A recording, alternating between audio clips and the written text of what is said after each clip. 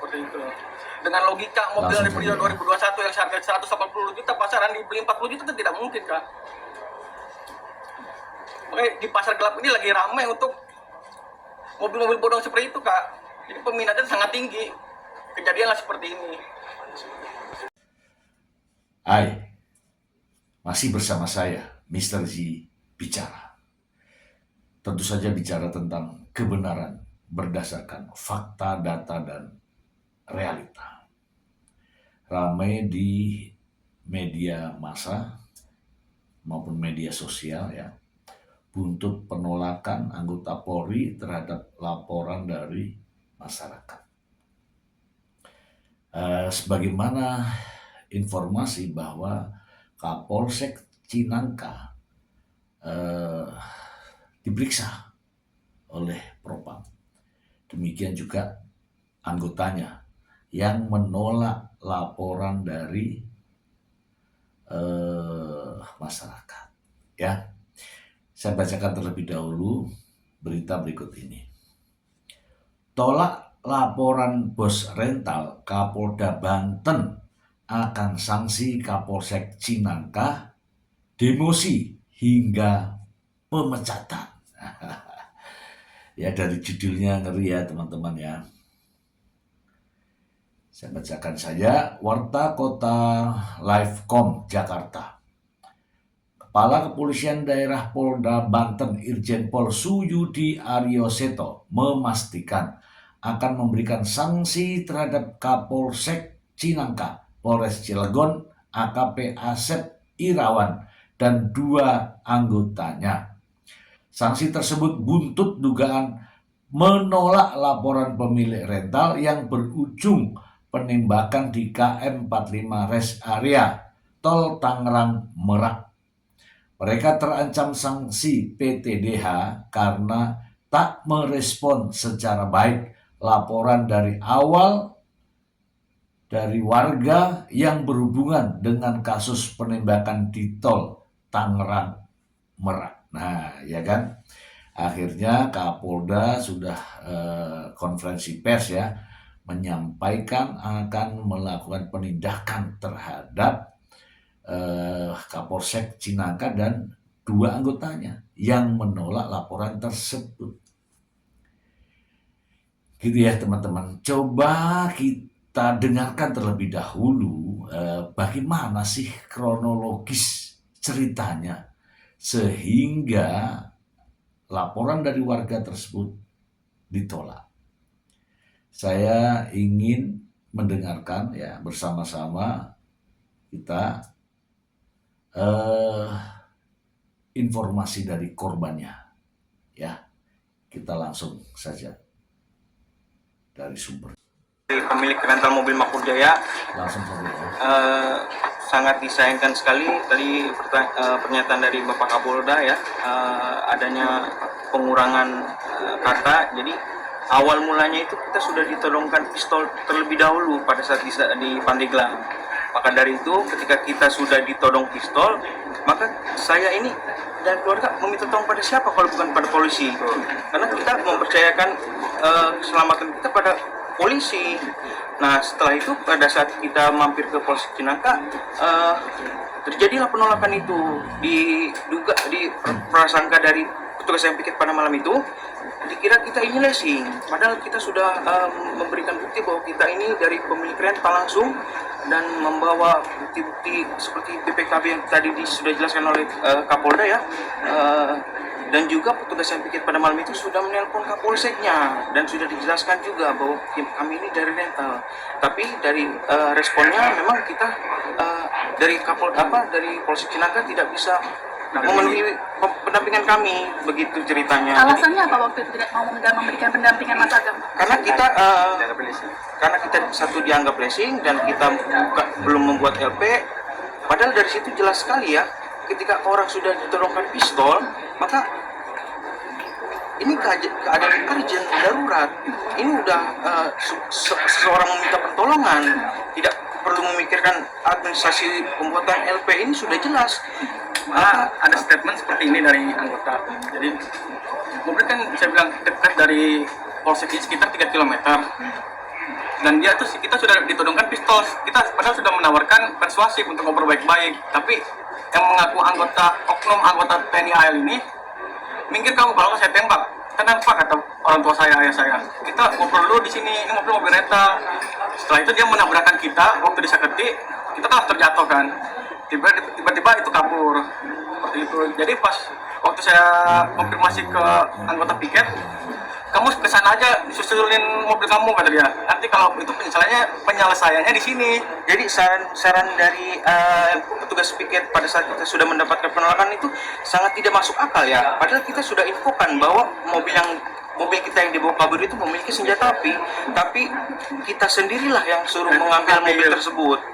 Maka ketika sudah diambil dari Polsek Cinangka tersebut, lalu menyarankan untuk membawa lagi ke Polsek Cinangka, baru diproses seperti itu. Ada pertanyaan dari anggota piket, ciri-cirinya seperti apa pistol itu? Saya kan awam dalam masalah pistol ya. Saya bilang itu kayak warna hitam, kayak airsoft kan. Terus ya udah kamu susul aja ke sana. Terus gimana Pak? Dia kan bawa pistol. Paling juga itu cuma pistol bohongan, kata anggota piket saat itu. Ya, ternyata korban ini sudah menceritakan semuanya ya, terkait dengan ancaman yang diterimanya, dan akhirnya yang bersangkutan datang ke polsek untuk meminta pendampingan, gitu ya. Mari kita simak lagi. Nanti kalau berhenti kembali mobil tersebut. Mas Agam, berarti dari awal memang oknum anggota TNI AL ini sudah tahu bahwa kalian adalah pemilik mobil rental dan berniat untuk mengambil mobil karena diduga itu adalah rencananya akan dicuri.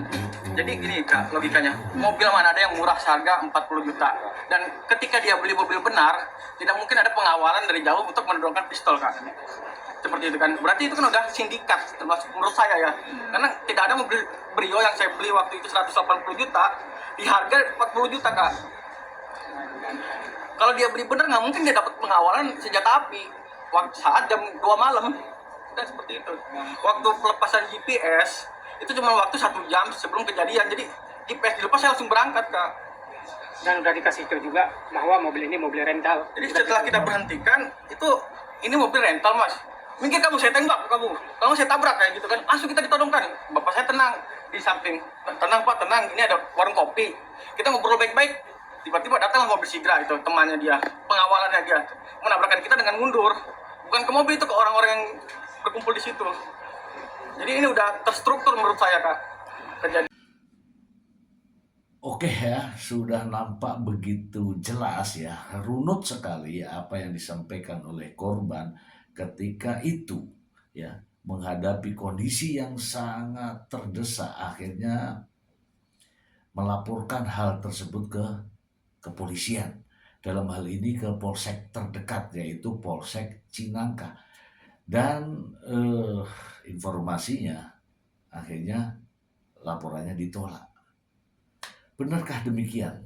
Kita coba ya menyandingkan pernyataan korban dengan klarifikasi dari Kapolsek Cinangka ya, AKP Asep Irwan, berikut ini. Mohon izin memperkenalkan diri, saya AKP Asep Iwan Kurniawan SH selaku Kapolsek Cinangka, Polres Cilegon, Polda Banten, mewakili Kapolres Cilegon, Polda Banten, meluruskan berita yang viral terkait dengan dugaan adanya penolakan permintaan atau permohonan pendampingan masyarakat yang ingin melakukan penarikan 1 unit kendaraan di Polsek Cinangka, Polres Cilegon. Yang pertama, saya turut prihatin atas kejadian yang terjadi di kilometer 54. Adanya korban di sana. Nah, perlu juga saya jelaskan bahwa Polsek Cinangka pada tanggal 2 Januari 2025 sekira jam 3.00 WIB kedatangan 1 unit mobil minibus yang berisikan kurang lebih 6-7 orang pria dewasa yang saat itu ketika dikonfirmasi yang bersangkutan menyatakan bahwa itu dari leasing, sementara kawannya lagi menyatakan bahwa itu dari rental. Bermaksud untuk meminta pendampingan untuk melakukan penarikan 1 unit kendaraan mobil di Cinangka. Menurut keterangan dari yang bersangkutan bahwa pada saat itu mobil itu sempat diikutin dari Paneglang muter sampai ke arah Cilegon sehingga melintaslah di wilayah kita. Namun pada saat yang bersangkutan meminta untuk pendampingan dari personil kita, ya tentunya personil kita yang paling utama adalah menanyakan legalitas ataupun identitas daripada kendaraan yang akan ditarik itu. Kemudian dalam masalahnya masalah apa? Saya kira itu wajar karena untuk mengetahui kira-kira apa nih permasalahannya gitu loh. Nah, kemudian ketika itu ditanyakan, rupanya yang bersangkutan memburu waktu atau tergesa-gesa sehingga tidak sempat menunjukkan dokumen yang diminta oleh petugas. Nah, teman-teman, setelah dilakukan pemeriksaan di Propam Polda Banten ya, di Propam Polda Banten akhirnya Kapolsek dan juga anggotanya dinyatakan bahwa melakukan pelanggaran kode etik. Ya, bersalah karena yang bersangkutan tidak menindaklanjuti dari laporan dari masyarakat. Seperti saya sudah jelaskan kemarin bahwa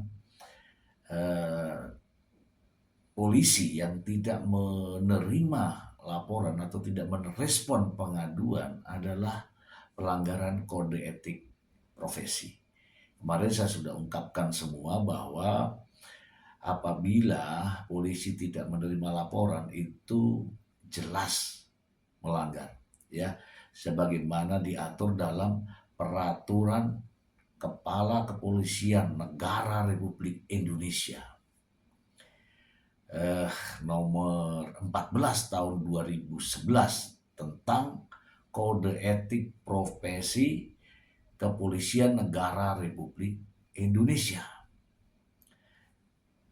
Ada etika kenegaraan, etika kelembagaan, etika kemasyarakatan, dan etika kepribadian.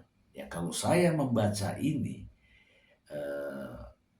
para anggota polisi itu ya melanggar di etika kemasyarakatan. Ya, bagaimana? Karena begini teman-teman ya. Di sini di dalam peraturan Kapolri ini menjelaskan tentang kewajiban, larangan. Jadi ada kewajiban di situ, ada larangan di situ. Dan jelas ya, mereka harus mematuhi peraturan ini. Peraturan Kapolri nomor 14 tahun 2011. Ya, saya nggak perlu jelaskan lagi ya. Nah, mari kita dengarkan bagaimana pernyataan Kapolda Banten terkait dengan hal ini. Langsung. Tanyakan bahwa memang betul ada peristiwa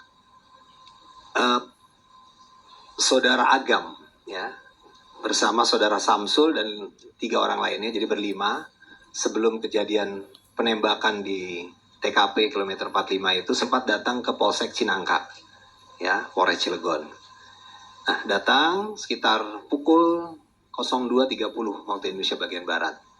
Kemudian diterima oleh anggota piket yaitu Brigadir Dery Andriani dan Bribka Dedi Irwanto. Ya. Nah, terjadi komunikasi di sana, ya, bahwa saudara Agam menyampaikan bahwa mobil rentalnya itu dibawa oleh penyewa, ya, yang dibawa ke arah Saketi Pandeglang. Ya. Nah, kemudian disampaikan juga bahwa GPS-nya tinggal 1 yang aktif, yang 2 sudah tidak aktif. Jadi diduga sudah ada upaya untuk melakukan penggelapan, gitu kan? Nah, anggota kami, Saudara Bribka Dery, ini dilaporkan karena adanya dugaan penggelapan rental, ya, dan situ ada sedikit diskusi antara rental dan leasing. Nah, dilaporkanlah ke Kapolseknya untuk meminta petunjuk. Nah, pada saat melaporkan kepada Kapolseknya, Bribka Dery ini tidak utuh melaporkannya. Ya, seharusnya ini adalah terkait dengan rental, penyewaan kendaraan yang diduga akan digelapkan, tapi dilaporkannya leasing kepada Kapolseknya. Sehingga Kapolsek ini menyampaikan kalau memang leasing harus ada surat dari leasing dan sebagainya, diminta dokumen. Nah, dokumen ini pun sudah disampaikan sebenarnya oleh Saudara Agam, baik itu BPKB, STNK, dan kunci cadangan. Jadi seharusnya memang anggota kita itu melakukan pendampingan. Ya jelas di sini ya, tadi Kapolda menyampaikan bahwa ada kesalahan anggotanya, ada kesalahan terkait dengan cara merespon dari laporan masyarakat. Ya, mari kita simak lagi. Kekuatannya sedikit, jadi tidak berimbang sehingga tidak melakukan pendampingan. Padahal seharusnya anggota kita bisa melakukan permintaan tambahan dukungan ke Polres misalnya, ya, atau anggota reserse di Polsek itu sendiri, tapi itu tidak dilakukan, ya. Nah, sehingga dari hasil penyidikan Propam Polda Banten, ya, telah ditemukan adanya pelanggaran, ya, terhadap ketidakprofesionalan terhadap anggota Saudara Dery, ya, Andriani, ya, karena tidak respon terhadap laporan masyarakat yang seharusnya melakukan pendampingan untuk mengamankan kendaraan Honda Brio yang diduga akan digelapkan ini, karena sudah ada dugaan penonaktifan GPS sebanyak 2 buah, tinggal 1, berarti ini sudah ada dugaan. Seharusnya dia sebagai anggota Polri dia melakukan pendampingan, ya, tapi tidak dilakukan sehingga dalam pemeriksaan penyidik dari Propam ini adalah dugaan pelanggaran, dan tentunya akan kita tindak tegas, ya, anggota ini, ya, baik secara etika, ya, yang sanksinya dapat kita demosi, bahkan yang terberat adalah bisa di PTDH. Dan dijelaskan juga bahwa anggota-anggota yang melakukan pelanggaran akan ditindak tegas dengan sanksi yang berat, ya, mulai dari demosi hingga PTDH. PTDH itu ya aturannya memang jelas, ya. PTDH itu hukuman terakhir, ya, yang yaitu pemberhentian tidak dengan hormat. Artinya ya bisa saja dipecat, gitu kan. Mari kita simak berikut ini. Sebagai pimpinan di Polsek tersebut, ya, dia tidak melakukan pengawasan dan pengandalian dengan baik, ya, tentunya ini juga akan kita kenakan sanksi, ya, baik demosi maupun juga yang terberat adalah PTDH. Dan juga anggota lain yang ada di situ, yaitu Bribka Dedi Irwanto yang juga mendampingi Saudara Dery Andriani, juga akan kita kenakan sanksi kode etik. Demikian. Nah kan, akhirnya sudah jelas semua. Kapolda sudah menyampaikan konferensi pers terkait dengan kesalahan anggotanya, ya, dari Kapolsek Cinangka, Polres Cilegon, ya, kalau nggak salah, ya, dalam waktu dekat akan disidangkan. Oke, saya ingin membacakan terkait dengan kode etik profesi Polri, ya, langsung saja kepada pasal 15 ya. Ini juga harus diketahui oleh polisi dan juga diketahui oleh masyarakat di seluruh Indonesia. Polisinya di seluruh Indonesia wajib menjalankan ini ya. Saya bacakan saja langsung saja nih ya. Ini pasal 15 ya. Setiap anggota Polri dilarang. Ini setiap anggota Polri. Artinya apa? Semua anggota polisi harus patuh ini. Setiap anggota Polri dilarang A. Menolak atau mengabaikan permintaan pertolongan, bantuan atau laporan dan pengaduan dari masyarakat yang menjadi lingkup tugas, fungsi, dan kewenangannya. Iya kan? Dari satu pernyataan ini saja, dari satu pasal ini sudah kena. B. Mencari-cari kesalahan masyarakat yang bertentangan dengan ketentuan peraturan perundang-undangan. C. Menyebarluaskan berita bohong dan atau menyampaikan ketidakpatutan berita yang dapat meresahkan masyarakat. D. Mengeluarkan ucapan isyarat dan atau tindakan dengan maksud untuk mendapatkan imbalan atau keuntungan pribadi dalam memberikan pelayanan masyarakat. E. Bersikap, berucap, dan bertindak sewenang-wenang. F. Mempersulit masyarakat yang membutuhkan perlindungan, pengayoman, dan pelayanan. Hati-hati. Yang anggota polisi yang suka mempersulit ya, mempersulit dalam memberikan pelayanan, perlindungan, pengayoman pada masyarakat. Ini ada. Jadi anggota Polri semuanya tidak boleh ya, tidak boleh melanggar ini ya. G. Melakukan perbuatan yang dapat merendahkan kehormatan perempuan pada saat melakukan tindakan kepolisian. Hati-hati ya, jangan menyepelekan ya perempuan. Kita harus junjung tinggi harkat dan martabat perempuan. Hati-hati ya, hati-hati Pak polisi, jangan sampai melakukan ini. Yang H. Membebankan biaya tambahan dalam memberikan pelayanan di luar ketentuan peraturan perundang-undangan. Jangan minta imbalan teman-teman semua ya. Ini warga masyarakat di mana saja di seluruh Indonesia harus tahu ini ya. Ingat, peraturan Kepala Kepolisian Negara Republik Indonesia nomor 14 tahun 2011 tentang Kode Etik Profesi Polri.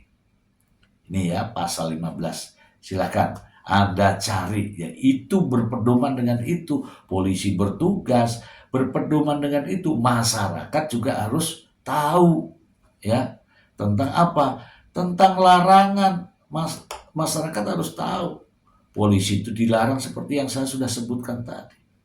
Nah, inilah ya yang terjadi di Polda Banten ya, di Polres Cilegon ya, Polsek Cinangka.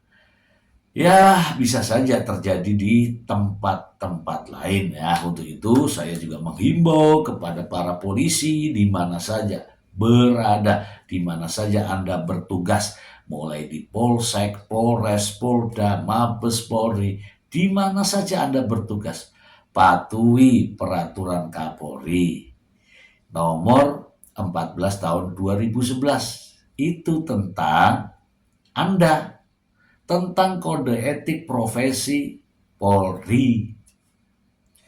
Ketika Anda melewatkan atau tidak mengindahkan dengan peraturan Kapolri ini, maka sanksinya berat, demosi sampai kepada PTDH. Ya, jangan ada tindakan-tindakan seperti ini. Dan kepada seluruh warga masyarakat, mari ya kita juga hormati tugas mereka. Namun apabila mereka, para anggota polisi ini melakukan kesalahan, silakan Anda harus berani speak up untuk kebenaran, untuk perbaikan, dan untuk melindungi masyarakat, bangsa, dan negara. Semoga bermanfaat.